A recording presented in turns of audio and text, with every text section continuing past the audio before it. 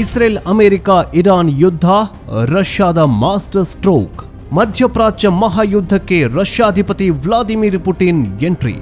ನಮಸ್ಕಾರ ವೀಕ್ಷಕರೇ, ಈಗ ಮಧ್ಯಪ್ರಾಚ್ಯದಲ್ಲಿ ನಡೀತಾ ಇರುವ ಈ ಭೀಕರ ಸಂಘರ್ಷಕ್ಕೆ ರಷ್ಯಾ ಏನಾದ್ರೂ ನೇರವಾಗಿ ಎಂಟ್ರಿ ಕೊಟ್ರೆ ಏನಾಗಬಹುದು ಊಹೆ ಮಾಡಿಕೊಳ್ಳಿ. ಅದು ನೇರವಾಗಿ ಮೂರನೇ ಮಹಾಯುದ್ಧಕ್ಕೆ ನಾಂದಿ ಹಾಡುತ್ತೆ. ಇದರಲ್ಲಿ ಯಾವುದೇ ಡೌಟ್ ಇಲ್ಲ. ಈಗ ನಿಮಗೆಲ್ಲ ಒಂದು ಪ್ರಶ್ನೆ ಮೂಡೋದು ಸಹಜ. ಇಸ್ರೇಲ್ ಮತ್ತು ಅಮೆರಿಕ ಒಟ್ಟಾಗಿ ಇರಾನ್ ಮೇಲೆ ಮುಗಿಬಿದ್ದಿವೆ. ಇರಾನ್ನ ಇಡೀ ವ್ಯವಸ್ಥೆಯನ್ನ ಅಲುಗಾಡಿಸ್ತಾಗಿವೆ. ಇಂಥ ಸಮಯದಲ್ಲಿ ಇರಾನ್ಗೆ ಇರುವಂತಹ ಅತ್ಯಾಪ್ತ ರಾಷ್ಟ್ರಗಳು ಅಂತಂದ್ರೆ ಚೀನಾ ಮತ್ತು ರಷ್ಯಾ. ಇಷ್ಟು ದಿನ ರಷ್ಯಾ ಈ ಯುದ್ಧದ ವಿಚಾರದಲ್ಲಿ ನೇರವಾಗಿ ಎಲ್ಲೂ ಕೂಡ ಒಂದು ಮಾತು ಕೂಡ ಆಡಿಲ್ಲ. ಇರಾನ್ ರಕ್ಷಣೆಗೆ ಬಂದಂತೆ ಮೇಲ್ನೋಟಕ್ಕೆ ಎಲ್ಲೂ ಕೂಡ ಅನ್ನಿಸ್ತಾ ಇಲ್ಲ. ಒಂದು ಸ್ಟೇಟ್ಮೆಂಟ್ ಕೂಡ ಹೊರಗಡೆ ಬಂದಿಲ್ಲ. ಆದರೆ ಇದೇ ಮೊದಲ ಬಾರಿಗೆ ರಷ್ಯಾ ಒಂದು ಅತಿ ದೊಡ್ಡ ನಿರ್ಧಾರ ತೆಗೆದುಕೊಂಡಿದ್ದಾರೆ. ಆದರೆ ರಷ್ಯಾ ನೇರವಾಗಿ ಯುದ್ಧ ಭೂಮಿಗೆ ಇಳಿಯುವ ನಿರ್ಧಾರ ಮಾಡಿಲ್ಲ. ಬದಲಿಗೆ ಈ ಹಿಂದೆ ಅಮೆರಿಕ ಯಾವ ರೀತಿ ಈ ದೇಶಗಳನ್ನ ಅಂದ್ರೆ ಬೇರೆ ಬೇರೆ ದೇಶಗಳನ್ನ ಯುದ್ಧದಲ್ಲಿ ಟ್ರ್ಯಾಪ್ ಮಾಡ್ತಾ ಇತ್ತೋ ಅದೇ ತಂತ್ರವನ್ನ ಬಳಸಿ ಈಗ ಅಮೆರಿಕವನ್ನೇ ಟ್ರ್ಯಾಪ್ ಮಾಡೋದಕ್ಕೆ ರಷ್ಯಾ ಮುಂದಾಗಿದೆ. ರಷ್ಯಾವನ್ನ ಕಾಡ್ತಾ ಇದ್ದ ಯುರೋಪಿಗೆ ತನ್ನ ಅಸಲಿ ತಾಕತ್ತು ಏನಂತ ತೋರಿಸೋದಕ್ಕೆ ವ್ಲಾದಿಮಿರ್ ಪುಟಿನ್ ಒಂದು ಮಾಸ್ಟರ್ ಸ್ಟ್ರೋಕ್, ಮಾಸ್ಟರ್ ಪ್ಲಾನ್ ಅನ್ನ ಮಾಡಿದ್ದಾರೆ. ಇನ್ನೊಂದು ಕಡೆ ಈ ಯುದ್ಧದಲ್ಲಿ ಅಮೆರಿಕಾಗಿಂತಲೂ ಇಸ್ರೇಲ್ ಬಹಳ ಚಾಣಾಕ್ಷ ಹೆಜ್ಜೆಯನ್ನ ಇಡ್ತಾ ಇದೆ ವೀಕ್ಷಕರೇ. ಇರಾನ್ನಲ್ಲಿರುವ ಪ್ರಸ್ತುತ ಆಡಳಿತ ವ್ಯವಸ್ಥೆಯನ್ನ ಬುಡಮೇಲು ಮಾಡುವಂತಹ ದೊಡ್ಡ ರಹಸ್ಯ ಪ್ಲಾನ್ ಅನ್ನ ಇಸ್ರೇಲ್ ಮಾಡೋದಕ್ಕೆ ಹೊರಟಿದೆ. ಇಲ್ಲಿ ಇಸ್ರೇಲ್ನ ಒಂದೇ ಒಂದು ಆಸೆ ಏನಂತಂದ್ರೆ ಖಮೇನಿ ಸರ್ಕಾರ ಅಂತ್ಯವಾಗಬೇಕು. ಅಲ್ಲಿ ಇಸ್ಲಾಮಿಕ್ ರೆವಲ್ಯೂಷನ್ ಏನಿದೆಯಲ್ಲ, ಇಸ್ಲಾಮಿಕ್ ಆಡಳಿತ ಇದೆಯಲ್ಲ, ಆ ಇಸ್ಲಾಂ ಆಡಳಿತವನ್ನು ಕಿತ್ತೊಗೆದು ಬೇರೆ ಆಡಳಿತ, ಬೇರೆ ಸರ್ಕಾರ ಬರುವ ರೀತಿಯಾಗಿ ಇಸ್ರೇಲ್ ನೇತನ್ಯಾಹು ಒಂದು ಪ್ಲಾನ್ ಮಾಡ್ತಾ ಇದ್ದಾರೆ. ಈ ರಷ್ಯಾಧಿಪತಿ ವ್ಲಾದಿಮಿರ್ ಪುಟಿನ್ ಈ ಯುದ್ಧಕ್ಕೇನಾದರೂ ಎಂಟ್ರಿ ಕೊಟ್ರೆ, ಯಾವ ಯುದ್ಧಕ್ಕೆ? ಮಧ್ಯಪ್ರಾಚ್ಯ ಯುದ್ಧಕ್ಕೆ ಎಂಟ್ರಿ ಕೊಟ್ರೆ ಮೂರನೇ ಮಹಾಯುದ್ಧ ಶುರುವಾದಂತೆ ಕಾಣಿಸುತ್ತಾ ಇದೆ. ಇಸ್ರೇಲ್ನ ಈ ಸೈಲೆಂಟ್ ಆಟ ಇರಾನ್ನಲ್ಲಿ ಹೊಸ ಕ್ರಾಂತಿ ಶುರು ಮಾಡೋದಕ್ಕೆ ಅಮೆರಿಕಾಗಿಂತಲೂ ದೊಡ್ಡ ಪ್ಲಾನ್ ಮಾಡಿಕೊಂಡಿದೆ. ಈ ಎಲ್ಲ ಕುರಿತಂತೆ ಮಾಹಿತಿಯನ್ನ ಕೊಡ್ತಾ ಹೋಗ್ತೀವಿ. ಆದರೆ ಅದಕ್ಕಿಂತ ಮುಂಚೆ ಈ ಇರಾನ್ನಲ್ಲಿ ಇರುವಂತಹ ಇಸ್ಲಾಂ ಆಡಳಿತ ಬಹುಬೇಗ ಅಂತ್ಯವಾಗಬೇಕಾ, ಇಲ್ಲಿ ಬೇರೆ ಆಡಳಿತ ಶುರುವಾಗಬೇಕಾ? ನಿಮ್ಮ ಅನಿಸಿಕೆ ಏನು? ಜೊತೆಗೆ ರಷ್ಯಾ ಈ ಮಹಾಯುದ್ಧ ಅಂದ್ರೆ ಈ ಮಧ್ಯಪ್ರಾಚ್ಯ ಮಹಾಯುದ್ಧಕ್ಕೆ ಎಂಟ್ರಿ ಕೊಟ್ರೆ ಮೂರನೇ ಮಹಾಯುದ್ಧ ಶುರುವಾಗುತ್ತಾ? ನಿಮ್ಮ ಅನಿಸಿಕೆ ಏನು? ಎಂಟ್ರಿ ಕೊಡಬೇಕು ಕೊಡಬಾರ್ದು ಕಮೆಂಟ್ ಬಾಕ್ಸ್ನಲ್ಲಿ ತಿಳಿಸಿ. ಜೊತೆಗೆ ಈ ಯುದ್ಧದ ಎಫೆಕ್ಟ್ ಭಾರತಕ್ಕೂ ಬರ್ತಾ ಇದೆ, ಭಾರತದ ಮೇಲೂ ಕೂಡ ಎಫೆಕ್ಟ್ ಆಗ್ತಾ ಇದೆ. ಈ ಮಾಹಿತಿಯನ್ನ ಆದಷ್ಟು ಬೇಗ ನಿಮ್ಮ ಫ್ರೆಂಡ್ಸ್ ಫ್ಯಾಮಿಲಿಗೂ ಕೂಡ ಶೇರ್ ಮಾಡಿ.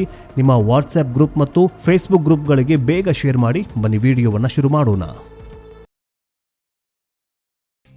ವೀಕ್ಷಕರೇ, ಯುದ್ಧ ಶುರುವಾದಾಗ ಅಮೆರಿಕ ಮತ್ತು ಇಸ್ರೇಲ್ ಏಕಾಏಕಿ ಇರಾನ್ ಮೇಲೆ ದಾಳಿ ಮಾಡುತ್ತೆ. ಮೊದಲ ದಾಳಿಯಲ್ಲೇ ಇರಾನ್ನ ಸರ್ವೋಚ್ಚ ನಾಯಕ ಖಮೇನಿಯ ಅಂತ್ಯವಾಗುತ್ತೆ. ಮೊದಲ ಏಟಿಗೆ ರಾಜ ಬಿದ್ದಾಗ ಯುದ್ಧ ಮುಗಿತು ಅಂತ ಇಸ್ರೇಲ್ ಮತ್ತು ಅಮೆರಿಕ ಜಯವನ್ನ ಘೋಷಿಸಬಹುದಿತ್ತು. ಆದರೆ ಇರಾನ್ ಕತೆ ಹಾಗಾಗಲಿಲ್ಲ. ಅವರ ವ್ಯವಸ್ಥೆ ಬಹಳ ಬಲಿಷ್ಠವಾಗಿದೆ. ಅಲ್ಲಿ ರಾಜನೊಬ್ಬನೇ ಮುಖ್ಯ ಅಲ್ಲ, ಆಡಳಿತದ ಬೇರುಗಳು ಬಹಳ ಮುಖ್ಯವಾಗಿವೆ. ಈಗ ಜಗತ್ತಲ್ಲಿರುವ ಒಂದು ದೊಡ್ಡ ಪ್ರಶ್ನೆ ಏನಂತಂದ್ರೆ, ಇಷ್ಟೆಲ್ಲ ಆಗ್ತಾ ಇರುವಾಗ ರಷ್ಯಾ ಯಾಕೆ ಇರಾನ್ ಅನ್ನ ಸಪೋರ್ಟ್ ಮಾಡ್ತಾ ಇಲ್ಲ? ಅಯತುಲ್ಲಾ ಅಲಿ ಖಮೇನಿ ಅವರನ್ನ ರಷ್ಯಾ ತನ್ನ ದೇಶಕ್ಕೆ ಕರೆದುಕೊಂಡು ರಕ್ಷಣೆ ಕೊಡಬಹುದಿತ್ತಲ್ವಾ? ಈ ಹಿಂದೆ ಸಿರಿಯಾದಲ್ಲಿ ಕೂಡ ಅಲ್ಲಿನ ಅಧ್ಯಕ್ಷರಿಗೆ ತೊಂದರೆಯಾಗದ ರೀತಿಯಲ್ಲಿ ರಷ್ಯಾ ಕೈ ಹಿಡಿದಿತ್ತು. ಆದರೆ ಈಗ ಖಮೇನಿ ವಿಚಾರದಲ್ಲಿ ಪುತಿನ್ ಯಾಕೆ ಈ ಥರ ನಿರ್ಧಾರವನ್ನು ಕೈಗೊಳ್ಳಿಲ್ಲ ಅನ್ನುವಂತಹ ಪ್ರಶ್ನೆ ಮೂಡೋದು ಸಹಜ. ಇದಕ್ಕೆ ಉತ್ತರ ಬಹಳ ರೋಚಕವಾಗಿದೆ. ಇಲ್ಲಿ ಪುಟಿನ್ ರಕ್ಷಣೆ ನೀಡಲು ಸಿದ್ಧರಿದ್ರೂ ಕೂಡ ಇರಾನ್ ಮತ್ತು ಖಮೇನಿ ಅದಕ್ಕೆ ಸಿದ್ಧರಿರಲಿಲ್ಲ. ಒಂದು ವೇಳೆ ಖಮೇನಿ ದೇಶ ಬಿಟ್ಟು ರಷ್ಯಾಗೆ ಹೋಗಿದ್ರೆ ಇರಾನ್ನಲ್ಲಿರುವ ಅವರ ಆಡಳಿತ ವ್ಯವಸ್ಥೆ ತಕ್ಷಣವೇ ಕುಸಿದು ಬೀಳ್ತಾಗಿತ್ತು. ಜನ ದಂಗೆ ಏಳ್ತಾಗಿದ್ರು. ಇದೇ ಕಾರಣಕ್ಕೆ ಖಮೇನಿ ನಾನು ಇರಾನ್ನಲ್ಲೇ ಇರ್ತೀನಿ, ಒಂದು ವೇಳೆ ನನ್ನ ಮೇಲೆ ದಾಳಿಯಾದರೂ ಆಕ್ರೋಶಗೊಂಡ ನಮ್ಮ ಜನ ಇನ್ನಷ್ಟು ಒಗ್ಗಟ್ಟಾಗಿ ನಮ್ಮ ಆಡಳಿತ ಮತ್ತಷ್ಟು ಗಟ್ಟಿಯಾಗತ್ತೆ ಅಂತ ತೀರ್ಮಾನಕ್ಕೆ ಬರ್ತಾರೆ. ಇನ್ನು ರಷ್ಯಾ ವಿಚಾರಕ್ಕೆ ಬರೋದಾದರೆ, ರಷ್ಯಾ ಯಾವತ್ತೂ ಈ ವಿಚಾರವನ್ನು ಅಂದರೆ ಈ ಯುದ್ಧಕ್ಕೆ ನೇರವಾಗಿ ಎಂಟ್ರಿ ಕೊಡುವ ಸಾಧ್ಯತೆಗಳಿಲ್ಲ. ಯಾಕಂದರೆ ಅವರಿಗೆ ಚೆನ್ನಾಗಿ ಗೊತ್ತು, ನಾವೇನಾದರೂ ನೇರವಾಗಿ ಯುದ್ಧಕ್ಕೆ ಇಳಿದ್ರೆ ಅದು ಅಮೆರಿಕ ರಷ್ಯಾ ನಡುವಿನ ಮಹಾಯುದ್ಧವಾಗತ್ತೆ. ಅಮೆರಿಕ ಆಗಲಿ ಅಥವಾ ರಷ್ಯಾ ಆಗಲಿ ಯಾವತ್ತೂ ಮುಖಾಮುಖಿಯಾಗಿ ಗುದ್ದಾಡಿಲ್ಲ, ಅಂದರೆ ಯುದ್ಧ ಮಾಡಿಲ್ಲ. ಬದಲಿಗೆ ತಮ್ಮ ಬೆಂಬಲಿಗ ರಾಷ್ಟ್ರಗಳನ್ನು ಮುಂದಿಟ್ಟುಕೊಂಡು ಪಗಡೆಯ ಆಟಕಾಯಿಯನ್ನು ಅವರು ಆಟ ಆಡ್ತಾ ಇದ್ದಾರೆ. ಈಗ ಪುತಿನ್ ಸರಿಯಾದ ಸಮಯಕ್ಕೆ ಕಾಯ್ತಾ ಇದ್ರು ಮತ್ತು ಆ ಸಮಯ ಬಂದಾಗಿದೆ. ಪುಟಿನ್ ಬಹಳ ಚಾಣಾಕ್ಷ. ಅವರಿಗೆ ಯಾವಾಗ ಏನು ಮಾಡಬೇಕು ಏನು ಮಾಡಬಾರ್ದು ಅನ್ನೋದು ಚೆನ್ನಾಗಿ ಗೊತ್ತಿದೆ. ಈ ಯುದ್ಧದಲ್ಲಿ ಇರಾನ್ ಅನ್ನ ಸಂಪೂರ್ಣವಾಗಿ ಬಚಾವ್ ಮಾಡೋದು ಕಷ್ಟ. ಇವತ್ತಲ್ಲ ನಾಳೆ ಇರಾನ್ ಕುಸಿಯೋದು ಖಚಿತ ಅನ್ನೋದು ಪುತಿನ್ಗೆ ಗೊತ್ತಿದೆ. ಆದ್ರೆ ಆ ಕುಸಿತ ಎಷ್ಟು ವಿಳಂಬವಾಗುತ್ತೋ, ಅಂದ್ರೆ ಈ ಯುದ್ಧ ಎಷ್ಟು ದಿನಗಳವರೆಗೆ ಮುಂದೆ ಹೋಗ್ತಾ ಹೋಗುತ್ತೋ ಅಷ್ಟು ದುರ್ಬಲವಾಗುತ್ತೆ ಅಮೆರಿಕ ಅನ್ನೋದು ಪುಟಿನ್ನ ಲೆಕ್ಕಾಚಾರವಾಗಿದೆ. ಅದಕ್ಕಾಗಿ ಪುಟಿನ್ ಈಗ ಅಮೆರಿಕ ಮತ್ತು ಯುರೋಪ್ ಅನ್ನ ಟ್ರ್ಯಾಪ್ ಮಾಡೋದಕ್ಕೆ ಅತಿ ದೊಡ್ಡ ನಿರ್ಧಾರವನ್ನ ಮಾಡಿದ್ದಾರೆ. ಅದೇ ಗ್ಯಾಸ್ ಬ್ಲ್ಯಾಕ್ ಮೇಲ್. ಹೌದು ವೀಕ್ಷಕರೇ, ನಾವು ಯುರೋಪ್ಗೆ ಸಪ್ಲೈ ಮಾಡ್ತಾ ಇರುವ ನ್ಯಾಚುರಲ್ ಗ್ಯಾಸ್ ಅಂದರೆ LNG ಅನ್ನ ತಕ್ಷಣದಿಂದಲೇ ನಿಲ್ಲಿಸ್ತಾ ಇದ್ದೀವಿ ಅಂತ ಪುಟಿನ್ ಧಮಕಿ ಹಾಕಿದ್ದಾರೆ. ಇದು ಇಡೀ ಯುರೋಪ್ ಅನ್ನ ಒದ್ದಾಡುವಂತೆ ಮಾಡಿದೆ. ಯಾಕೆ ರಷ್ಯಾಧಿಪತಿ ವ್ಲಾದಿಮಿರ್ ಪುಟಿನ್ ಗ್ಯಾಸ್ ಅನ್ನ ಸಪ್ಲೈ ಮಾಡೋದನ್ನ ನಿಲ್ಲಿಸ್ತೀನಿ ಅಂತ ಹೇಳ್ತಾರಂದ್ರೆ, ಒಂದು ಕಡೆ ಇರಾನ್ ಏನ್ ಮಾಡ್ತಾ ಇದೆ ಅಂದ್ರೆ ಹಾರ್ಮುಜ್ ಜಲಸಂಧಿಯನ್ನ ಬಂದ್ ಮಾಡಿದೆ. ಇದರಿಂದಾಗಿ ಕತಾರ್ನಿಂದ ಯುರೋಪ್ಗೆ ಹೋಗ್ತಾ ಇದ್ದ ಕಂಪ್ಲೀಟ್ LNG ಸ್ಟಾಪ್ ಆಗಿದೆ. ಯುರೋಪಿನ ಬೇಡಿಕೆ 15% ಗ್ಯಾಸ್ ಬರೋದೇ ಕತಾರ್ನಿಂದ. ಈ ಹಾರ್ಮುಜ್ ಜಲಸಂಧಿ ಬಂದ್ ಆದ್ರೆ ಕತಾರ್ನಿಂದ ಒಂದು ಹನಿ ಗ್ಯಾಸ್ ಕೂಡ ಆಚೆ ಹೋಗೋದಿಲ್ಲ. ಇದರ ಜೊತೆಗೆ ಇರಾನ್ ಕತಾರ್ನ ಗ್ಯಾಸ್ ಫೀಲ್ಡ್ಗಳ ಮೇಲೂ ಕೂಡ ಹಿಟ್ ಮಾಡಿದೆ, ಅಂದ್ರೆ ಅಟ್ಯಾಕ್ ಮಾಡಿದೆ. ಹಾಗಾಗಿ ಕತಾರ್ ತನ್ನ ಉತ್ಪಾದನೆಯಲ್ಲೇ ತಾತ್ಕಾಲಿಕವಾಗಿ ನಿಲ್ಲಿಸಿಬಿಟ್ಟಿದೆ.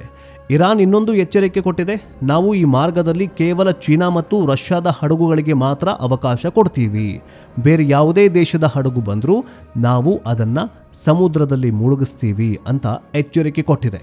ಇಂಥ ಪರಿಸ್ಥಿತಿಯಲ್ಲಿ ಯುರೋಪ್ಗೆ ಗ್ಯಾಸ್ ಬೇಕೇ ಬೇಕು. ಕತಾರ್ನ ಗ್ಯಾಸ್ ನಿಂತ ತಕ್ಷಣ ಯುರೋಪ್ಗೆ ಇರುವಂತಹ ಏಕೈಕ ಆಪ್ಷನ್ ಅಂತಂದ್ರೆ ಅದು ರಷ್ಯಾ.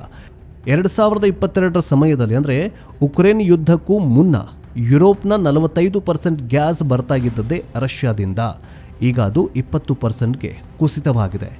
ಈ ಯುರೋಪಿಯನ್ ಕಂಟ್ರಿಗಳದ್ದು ಒಂದೇ ಒಂದು ವಾದ ಏನಂತಂದರೆ, ರಷ್ಯಾ ಉಕ್ರೇನ್ ಯುದ್ಧವನ್ನು ನಿಲ್ಲಿಸಿ ಅಂತ ರಷ್ಯಾಗೆ ಸಪೋರ್ಟ್ ಮಾಡ್ತಾ ಇರಲಿಲ್ಲ. ಅಂದರೆ ರಷ್ಯಾಗೆ ಅವರು ಫೋರ್ಸ್ ಮಾಡ್ತಾಗಿದ್ರು, ನೀವು ನಿಲ್ಲಿಸದೆ ಹೋದರೆ ನಾವು ನಿಮ್ಮ ಗ್ಯಾಸು ತೊಗೊಳ್ಳಲ್ಲ, ನಿಮ್ಮ ಕ್ರೂಡ್ ಆಯಿಲು ತೊಗೊಳ್ಳಲ್ಲ, ನಾವು ಎಲ್ಲನೂ ಬಂದ್ ಮಾಡ್ಕೊಳ್ತೀವಿ ಅಂತ ರಷ್ಯಾಗೆ ಸವಾಲು ಹಾಕಿದ್ರು. ಯಾರು? ಯುರೋಪಿಯನ್ ಒಕ್ಕೂಟದವರು, ಯುರೋಪಿಯನ್ ದೇಶಗಳು. ಅಷ್ಟೇ ಅಲ್ಲ, ಇದೇ ಯುರೋಪ್ ಒಕ್ಕೂಟಗಳು ರಷ್ಯಾದೊಂದಿಗೆ ಭಾರತ ತೈಲವನ್ನು ಖರೀದಿ ಮಾಡ್ತಾ ಇರುವಾಗ ಬಾಯ್ಕಾಟ್ ಮಾಡಿದ್ರು ಭಾರತವನ್ನು ಕೂಡ. ನೀವು ಭಾರತದವರು ರಷ್ಯಾಗೆ ನೀವು ಸಪೋರ್ಟ್ ಮಾಡ್ತಾ ಇದ್ದೀರಿ, ಉಕ್ರೇನ್ನ ನೋಡಿ ಅಲ್ಲಿ ಜನ ಸಾಯ್ತಿದ್ದಾರೆ ಅಂತ ಹೇಳಿದ್ರು. ರಷ್ಯಾವನ್ನ ಇಷ್ಟೆಲ್ಲ ಹೇಳಿದ್ರು, ಬಾಯ್ಕಾಟ್ ಮಾಡಿದ್ರು, ಇಷ್ಟೆಲ್ಲ ಬೈದಾಡಿದ್ರು ಕೂಡ ಭಾರತ ಒಂದು ಹೆಜ್ಜೆನೂ ಕೂಡ ಹಿಂದೆ ಹೋಗಲಿಲ್ಲ. ಭಾರತ ಈ ಯುರೋಪ್ ಒಕ್ಕೂಟಗಳ ಮಾತು ಕೇಳದೆ ರಷ್ಯಾದಿಂದ ತೈಲವನ್ನ ಖರೀದಿ ಮಾಡ್ಕೊಳ್ತು. ಈಗ ಯುರೋಪ್ ಒಕ್ಕೂಟಗಳಿಗೆ, ಯುರೋಪ್ ದೇಶಗಳಿಗೆ ಈಗ ಭಯ ಶುರುವಾಗಿದೆ. ಒಂದು ದಿನ ಗ್ಯಾಸ್ ಇಲ್ಲ ಅಂತಂದ್ರೆ ಏನ್ ಮಾಡಬೇಡ, ಜನ ಅಲ್ಲಿ ಹೆಂಗ್ ಬದುಕಬೇಕು? ಇರಾನು, ಕತಾರು, ಸೌದಿ ಅರೇಬಿಯಾದಿಂದ ಕ್ರೂಡ್ ಆಯಿಲು ಮತ್ತೆ ಈ ಗ್ಯಾಸ್ಗಳೆಲ್ಲ ಹೋಗ್ತಾ ಇತ್ತು, ಸಪ್ಲೈ ಆಗ್ತಾ ಇತ್ತು. ಅದಕ್ಕೋಸ್ಕರ ರಷ್ಯಾ ನಮಗೆ ಬೇಡ ಅಂತ ಮುಗಿಸಿದ ಮಾತಾಡಿದ್ರು ಯಾರು? ಯುರೋಪ್ನವರು. ಈಗ ಅಲ್ಲೇ ಯುದ್ಧ ಶುರುವಾಗಿದೆ, ಇರಾನ್ನಲ್ಲೇ ಯುದ್ಧ ಶುರುವಾಗಿದೆ, ಕತಾರ್ನಲ್ಲೇ ಯುದ್ಧ ಶುರುವಾಗಿದೆ. ಈಗ ಏಕೈಕ ಆಪ್ಷನ್ ಅಂತಂದರೆ ಈಗ ಕಾಲು ಬೀಳಬೇಕಾಗಿರೋದು ಯಾರಕ್ಕೆ? ಇದೇ ರಷ್ಯಾದ ಕಾಲು ಬೀಳಬೇಕಾಗಿದೆ. ಈಗ ಕತಾರ್ ದಾರಿ ಮುಚ್ಚಿದ್ರೋದ್ರಿಂದ ಯುರೋಪ್ ಮತ್ತು ರಷ್ಯಾದ ಬಳಿನೇ ಬೇಡ್ಕೊಳ್ಬೇಕು ಅಂತ ಅಂದುಕೊಳ್ತಾ ಇರುವಾಗಲೇ ಪುಟಿನ್ ಆ 20% ಗ್ಯಾಸ್ ಸಪ್ಲೈ ಮಾಡ್ತಿದ್ರಲ್ಲ ಅದನ್ನು ಕೂಡ ನಾನು ಕೊಡಲ್ಲ ಅಂತ ಹೇಳಿಬಿಟ್ಟಿದ್ದಾರೆ. ಈಗ ಯುರೋಪ್ ದೊಡ್ಡ ಬಿಗ್ ಶಾಕ್ಗೆ ಒಳಗಾಗಿದೆ. ಈ ಯುದ್ಧ ಲಾಂಗ್ ಟರ್ಮ್ ನಡೆದ್ರೆ ಪುತಿನ್ಗೆ ಲಾಭವೇ ಹೊರತು ನಷ್ಟವಿಲ್ಲ. ಅವರು ಯುರೋಪ್ಗೆ ನಿಲ್ಲಿಸಿದ ಗ್ಯಾಸನ್ನು ಭಾರತ, ಚೀನಾ, ಜಪಾನ್ ಅಂತಹ ಏಷ್ಯಾ ರಾಷ್ಟ್ರಗಳಿಗೆ ಸಪ್ಲೈ ಮಾಡ್ತಾರೆ. ಯಾಕಂದರೆ ಇಲ್ಲೂ ಕೂಡ ಗ್ಯಾಸ್ಗೆ ಭಾರಿ ಡಿಮ್ಯಾಂಡ್ ಇರುತ್ತೆ.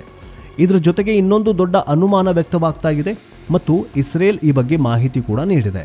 ರಷ್ಯಾ ಮತ್ತು ಚೀನಾ ಸೇರಿಕೊಂಡು ಇರಾನ್ಗೆ ಅತ್ಯಂತ ಡೇಂಜರಸ್ ಆಗಿರೋ ಕ್ಲಸ್ಟರ್ ಬಾಂಬ್ಗಳನ್ನು ಸಪ್ಲೈ ಮಾಡ್ತಾ ಇದೆ ಅನ್ನೋ ಅನುಮಾನ ಇದೆ. ಇದು ಅಮೆರಿಕ ಮತ್ತು ಇಸ್ರೇಲ್ಗೆ ಭಾರಿ ಹಾನಿ ಮಾಡುವಂತಹ ವಿಚಾರ.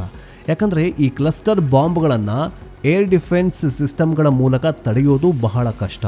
ನೀವು ದೀಪಾವಳಿ ಸಮಯದಲ್ಲಿ ಈ ಸ್ಕೈ ಶಾಟ್ಸ್ ಪಟಾಕಿ ನೋಡಿರ್ತೀರಲ್ಲ, ಅದು ಒಮ್ಮೆ ಆಕಾಶದಲ್ಲಿ ಸ್ಫೋಟಗೊಂಡ ತಕ್ಷಣ ಅದರ ಕಿಡಿಗಳು ನೂರಾರು ಕಡೆ ಹರಡಿಕೊಂಡು ಬೀಳತ್ತೆ. ಕ್ಲಸ್ಟರ್ ಬಾಂಬ್ ಕೂಡ ಹಾಗೇನೆ. ಒಂದು ದೊಡ್ಡ ಬಾಂಬ್ ಒಳಗಡೆ ನೂರಾರು ಸಣ್ಣ ಸಣ್ಣ ಸ್ಫೋಟಕಗಳಿರ್ತವೆ.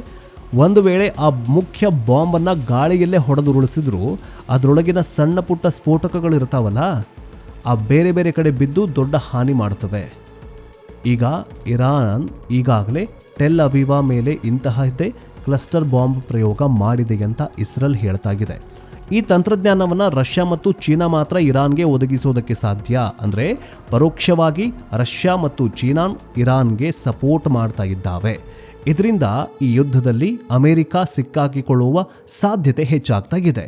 ಅನೇಕರು ಅಮೆರಿಕ ಸೋತು ಬಿಡತ್ತೆ, ಅವರ ಬಳಿ ಶಸ್ತ್ರಾಸ್ತ್ರ ಇಲ್ಲ ಅಂತಾರೆ. ಆದರೆ ಅದು ನಿಜ ಅಲ್ಲ. ಅಮೆರಿಕ ಈ ಯುದ್ಧ ಸೋಲೋದಿಲ್ಲ. ಆದರೆ ಅವರ ಗೆಲುವು ಎಷ್ಟು ತಡವಾಗುತ್ತೋ ಅಷ್ಟು ಅಮೆರಿಕಾಗೆ ಆರ್ಥಿಕವಾಗಿ ಭಾರಿ ಪೆಟ್ಟು ಬೀಳತ್ತೆ.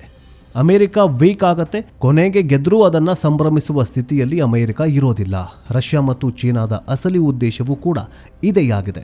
ನೋಡಿ, ನಾನು ಸಿಂಪಲ್ ಆಗಿ ಹೇಳ್ತೀನಿ, ಎಷ್ಟೇ ಶ್ರೀಮಂತನಾಗಿದ್ರೂ ಕೂಡ ಒಂದಲ್ಲ ಒಂದು ದಿನ ಅವನ ಖಜಾನೆಯಲ್ಲಿರುವ ದುಡ್ಡು ಖಾಲಿ ಆಗ್ತಾ ಹೋಯಿತು, ಈ ದುಡ್ಡೆಲ್ಲ ಖರ್ಚಾಗ್ತಾ ಹೋಯಿತು ಅಂತಂದ್ರೆ ಒಂದಲ್ಲ ಒಂದು ದಿನ ಅವನು ಕೂಡ ಭಿಕಾರಿ ಆಗ್ತಾನೆ.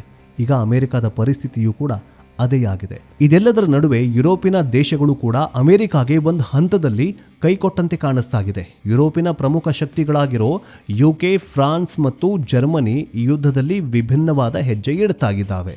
ಜರ್ಮನಿ ಏನು ಹೇಳ್ತಾಗಿದೆ, ಜರ್ಮನಿಯ ಚಾನ್ಸಲರ್ ಅಮೆರಿಕಾಗೆ ಭೇಟಿ ನೀಡಿ ಬೆಂಬಲ ಸೂಚಿಸ್ತಾ ಇದ್ದಾರೆ.